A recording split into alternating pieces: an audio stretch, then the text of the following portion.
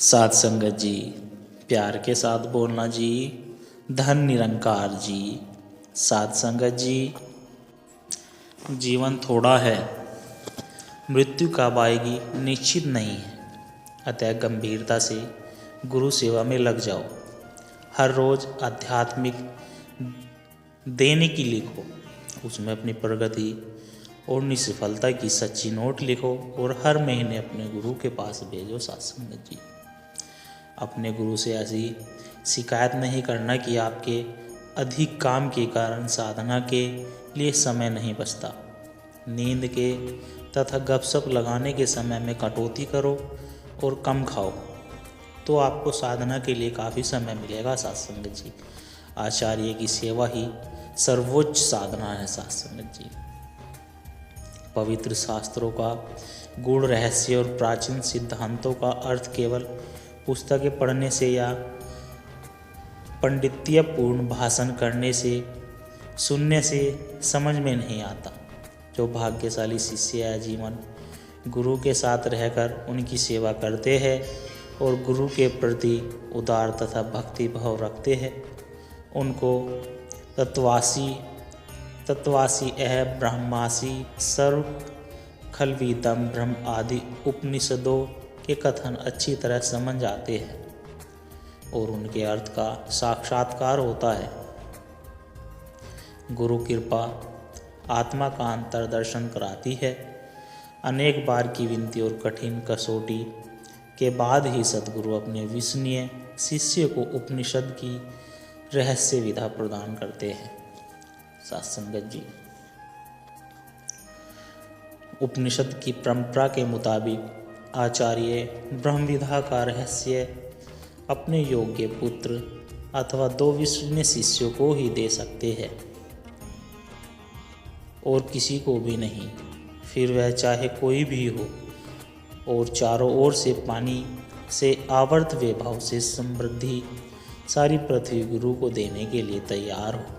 पावनकारी गुरु को दंडवत प्रणाम करने के बाद उनकी ओर पीठ करके शिष्य को जाना नहीं चाहिए। सत्संग जी, सद्गुरु की कितनी महत्ता है यह प्रसंग यथार्थ कराता है। एक बार आत्रेय ऋषि ने अनुष्ठान प्रारंभ किया। आत्रेय ऋषि ने अनुष्ठान द्वारा कई सिद्धियां शक्तियाँ प्राप्त कर ली। सर्वत्र गमन करने की शक्ति उन्हें प्राप्त हुई।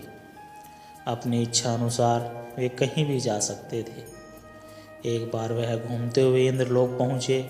इंद्र के ऐश्वर्य धन संपदा वैभव को देखकर उनके मन में इंद्र के राज्य को पाने का संकल्प हुआ।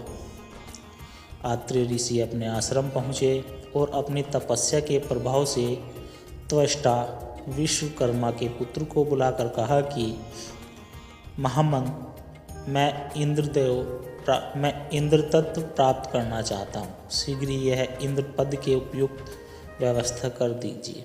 सत्संगत जी,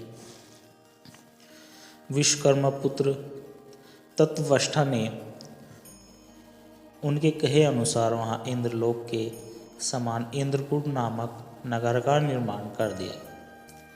जब दैत्यों ने देखा कि इंद्र स्वर्ग छोड़कर पृथ्वी पर आ गया है तो वे बड़े प्रसन्न हुए और इंद्रपुर पाने के लिए अस्त्र शस्त्रों से प्रहार करने लगे। तब भयभीत होकर आत्रेय जी ने कहा, हे असुरजनों, मैं इंद्र नहीं हूँ, तुम्हें यह भ्रांति हुई है। मैं ही यह नंदनवन ही मेरा है। मैं तो इस गौतमी तीर पर रहने वाला ब्राह्मण हूँ। जिस कर्म से कभी सुख नहीं मिलता उस कर्म की ओर मैं द्वैत की प्रेरणा से आकृष्ट होकर गया हूँ। सत्संगत जी, आत्रेय जी ने तत्वष्टा से कहा कि आपने मेरी प्रसन्नता के लिए जिस इंद्र पद को बनाया है उसे शीघ्र दूर करो। अब मुझे इन स्वर्गीय वस्तुओं की कुछ भी आवश्यकता नहीं है। अनात्म वस्तुओं यानी आत्म स्वरूप से भिन्न नश्वर वस्तुओं को पाने की इच्छा दुखदायी है। सत्संगत जी, जो किसी के पद वैभव ऐश्वर्य को देखकर उस जैसा होने की इच्छा करता है वह बंधन में पड़ता है और उसका संसार नष्ट नहीं होता, अतः उसे दुख उठाना पड़ता है। मैंने तपस्या तो किया, लेकिन उचित मार्गदर्शन नहीं मिला। वहीं भूरीबाई इनके पास की सिद्धियाँ शक्तियाँ थी, परंतु उनके हृदय में किसी चीज़ की कमी महसूस होती। हृदयपूर्वक पुकार के फलस्वरूप एक दिन भूरीबाई को ब्रह्मनिष्ठ महापुरुष चतुर सिंह जी महाराज के बारे में मालूम हुआ। वे उनका दर्शन सत्संग प्राप्त करने हेतु उदयपुर पहुंच गई। सासंगत जी भूरीबाई को साधना करते 9 वर्ष बीत गए थे। सतगुरु ने उनकी साधना संबंधी सारी बातें अनुभव सुना। वह कहा कि अभी आपको आत्मज्ञान नहीं हुआ, अभी आप अधूरी अज्ञानी हो। भूरीबाई कहती है कि यह सुनकर मुझे उस समय इतना गहरा आघात लगा, मानो शरीर पर तलवार चल गई हो। अब तक यह अभिमान था कि हम तो महात्मा योगिनी हो गई है और गुरुजी ने तो हमें अज्ञानी बता दिया। परंतु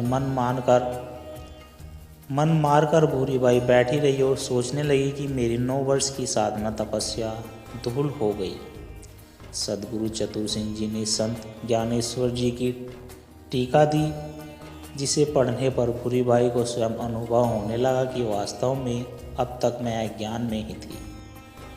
सदगुरु ने कुछ सत साहित्य भी उन्हें पढ़ने हेतु दिए। सतगुरु द्वारा रचित सत साहित्य व स्वाध्याय किया तो उनके सदगुरु के वचनों का मन समझ में आने लगा। सत्संगत जी आते अंत में भूरीबाई कहती है कि सदगुरु की कृपा व उनके उपदेशों में मुझे तो तीसरे ही दिन आत्मज्ञान हो गया। कहीं भटकने की आवश्यकता नहीं पड़ी, ठिकाने बैठ जाने की बात है। सब कल्पना तत्काल मिट गई। जगत जैसा है, सार असार कुछ भी नहीं। आत्मा का 3 कालों में कुछ बिगड़ा नहीं है, न कुछ सुधरना है, इसलिए साधना कर्म ही निरर्थक हो गया।